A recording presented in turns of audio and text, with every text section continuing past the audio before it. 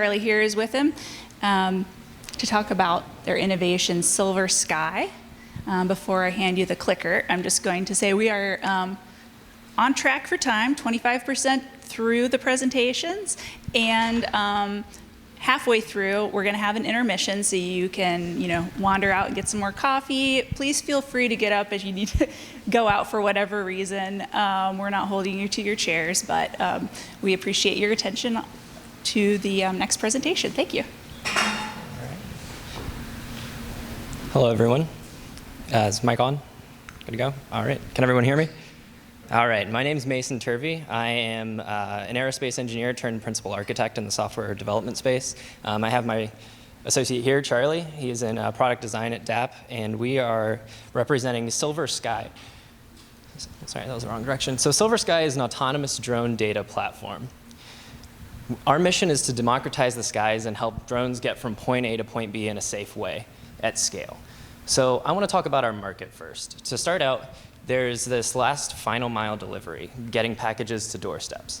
This market is super inefficient and the most expensive part of the logistics chain. Small packages cost on average $10 to deliver, and about 86% of these packages fall under 5 pounds, so they're ripe for UAV deliveries. It's right under that threshold for UAV payload. And the UAV delivery market actually is a very big sector in the overall UAV market. The overall UAV market is poised to grow. It's going to double by 2027. It's going to get up to $46 billion in that time. And software alone makes up about half of this market. In the drone space, there's kind of 3 main players. There's your innovative startups who are building entire drone platforms from scratch. There's your established monoliths like Amazon and Google who are trying to supplement their main lines of business. And then there's service providers who are providing capabilities to the entire playing field. But who's succeeding in the space? So Amazon's invested about $2 billion, and they've gone through 3 rounds of layoffs, laying off over 50% of their staff, and they've only served 10 households. They're not doing a whole lot. But these startups in the space are actually doing a lot more with a lot less. So Matternet and Flytrex are 2 shining examples. They've created the first urban delivery route. They have the only type certification in the industry, whereas Flytrex has made 12,000 deliveries and is already operating in 3 states, way overshadowing what Amazon is able to do. And so the investment is really going into these drone startups to revolutionize this space. As you can see, there's a lot more. Those were only 2 examples of startups, but there's so many more that are getting a lot of investment. And government spending and grants are focused on growing competition in the space, and they're not going into these monoliths. So what does a drone startup actually need to succeed? There's kind of 3 pillars. They need hardware, software, and people, right? So they have a lot on their plate. They have to take care of all of these different systems, but they're spending half of their money on software alone, so they can't even build their drones or hire their people. And so the software kind of breaks up into the macro and the micro. There's large-scale management software, or UTM, or unmanned air traffic management, which controls traffic and manages your fleet. And then there's connectivity on the drone itself. Think an IoT modem, or it's like a cell phone on the drone. It needs a data connection so that it knows where it's going at all times, right? And so today's solutions are largely built in-house, they're purchased, or they're competitor-owned, and that comes at significant disadvantage to these drone startups. It's high cost and challenging, they're not integrated well, and it's a risk to their IP. They can't just host their data on their competitors' platforms.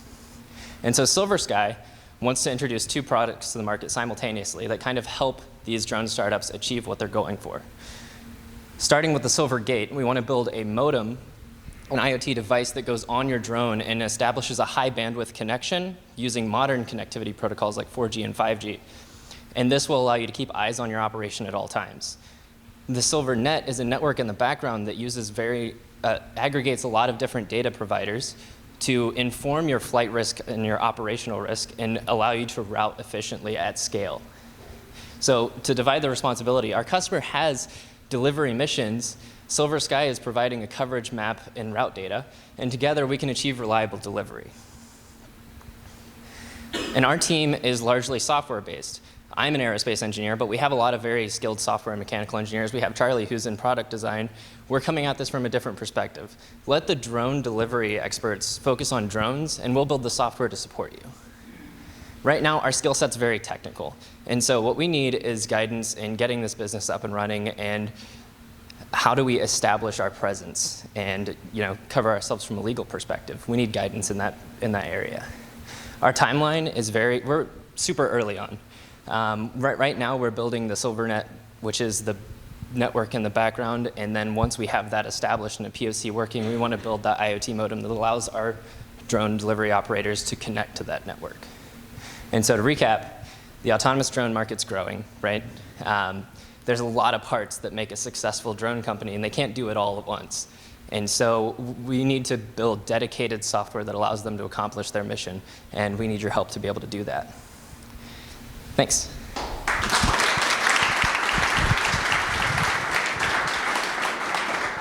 That's great, Mason. Thank you. And thank you, Charlie, over here. Does anybody have any questions for them? It's a big idea. Yes. Oh, yes. For the onboard modem on the drones, is that ensuring that coverage is continuous?